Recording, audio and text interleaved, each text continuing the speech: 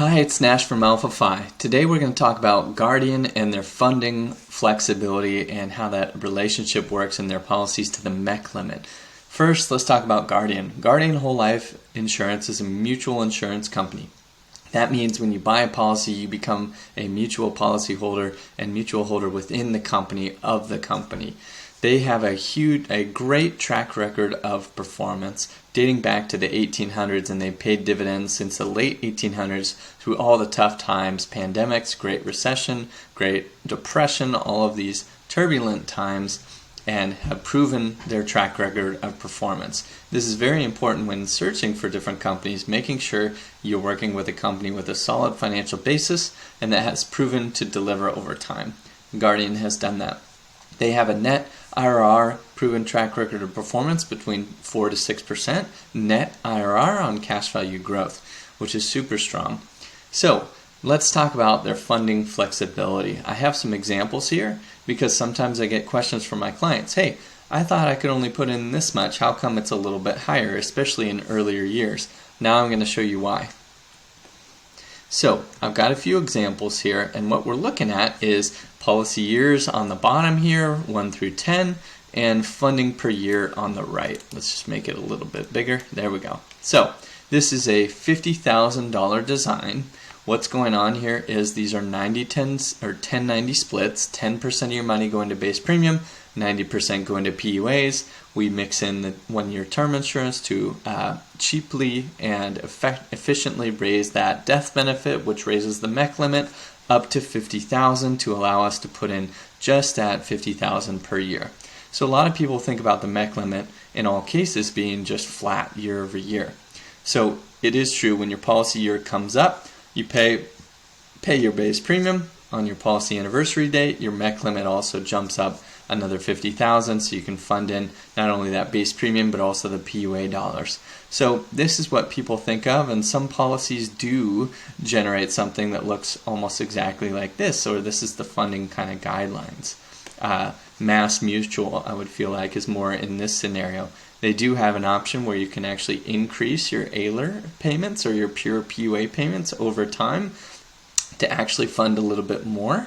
But for the most part, it's kind of a flat funding, or you can balance your payments up and down one time per year as you go along under that MEC limit. Guardian, however, looks, I would kind of visualize or picture it a little more like this. So again, 50,000 target, let's say it's for 10 years. So you're getting a MEC limit when it's a 10-year fund that's actually at about, the mid 70s, 75,000, maybe plus or minus, depending on age, health rating, that sort of gender, that sort of thing. And then it chips away over time, and you make sure there's enough MEC limit to be able to fund in that 50,000 for that 10th year. It would not be the case if this was a 5-year fund. We could peg this right at $50,000. But on the longer term funding scenarios, say 10 years, this is when it happens. And so, because that's the case in the earlier years of the policy, here's what you can do.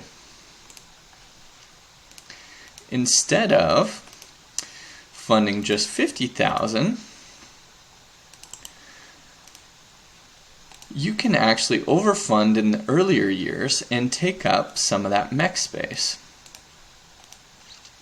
And what that would do is you can fund all the way up to the MEC, let's call it $75,000 just in this example.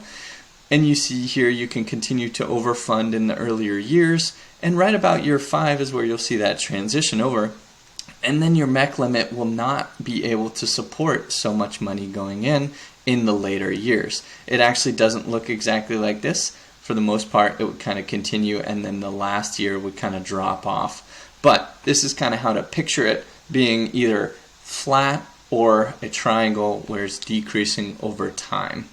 So this is just my model so you can help conceptualize and visualize. Let's look at this on an actual policy illustration. So this is a 50-year-old male, IBC comparison, looking at $100,000 total out of pocket for 10 years. So $100,000 going in each year for 10 years, $1 million total out of pocket. On the right, we show an overfunded in year 1 only scenario. So this is just year one. In the other model, we were showing kind of every single year. Guardian reserves the right to not allow you to fund beyond this 100,000 in the future years. However, in my experience, personally on my own policy, I've been able to overfund beyond the base premium to PUA limits for multiple years in my policies. So, but you can only illustrate in the illustration software year one. Otherwise, I would have shown it maxed out. Okay, so 100,000 for 10 years. The MEC limit is actually 148,000. If we were to drop this down at all, we would not be able to fund out a total of 100,000 out here in year 10. In this example, we've actually maxed it out in year 1. You can see the MEC limit's exactly the same. A surefire way to kind of keep track of the policies being the same is the death benefit. The death benefits are identical. They remain intact for the same amount of years until the last year. So because we overfunded it, and you can see that we're not able to fund in a total of $100,000 out here, that's because we've used up the available MEC space, or in other words, the term insurance rider has burnt out. We've bought down all the term because we've funded in so much money here. And the reason it's not a clear $1 million total here is because we've overfunded in the first year. The policy is actually taking up more space than the flat funding scenario where you're waiting for 10 years. So it's essentially buying down that term faster. When you buy down the term, the whole life death benefit increases faster. It maximizes the efficiency, and you can see that in the numbers in the IRR, but you're not able to put out as much out of pocket unless we raise the death benefit up. But for this example, I kept them exactly the same. In reality, you could raise this death benefit up a little bit, allow for a total of another 100,000 out of pocket here, but for the sake of this example and showing the MEC limit being kind of hit the ceiling here, I wanted to show you how that exactly works. Then once we RPU in year 11, the policies are pretty much identical, except you haven't been able to put as much out of pocket. The unique thing here about this is that if you compare 1 million out of pocket by year 10 on the flat fund, only 984, 364 out of pocket on the overfund in year 1, you'll notice that we have more cash value and more death benefit on the overfunding in year 1. That's because we're plowing in so much money into the PUAs that allows for higher cash values, higher death benefit, because that compounding and more PUAs are being bought with the dividends every year, benefiting you as the policyholder, overcoming those insurance expenses and fees faster, and allowing for a bigger compounding machine. Let's see what this does for this 50-year-old male over time. Let's look at age 85. So we've actually put less out of pocket. We only just overfunded in year 1, and it looks like we've got another about $29,000 in cash value and another $35,000 in death benefit almost for putting actually less money into the policy but just overfunding it in the first couple of years. So that is what's going on with Guardian, a little trick that allows you to plow in more money earlier with those longer funded scenarios. It really helps with the compounding, overcoming those fees more quickly, and makes a bigger snowball over time for you. So it's a good option to be aware of that allows you different funding outlays on the same policy.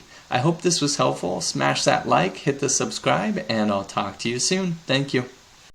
If you enjoyed this video, please like and subscribe. Also, you can learn more at alphacrusaders.com at the link at the end of this video.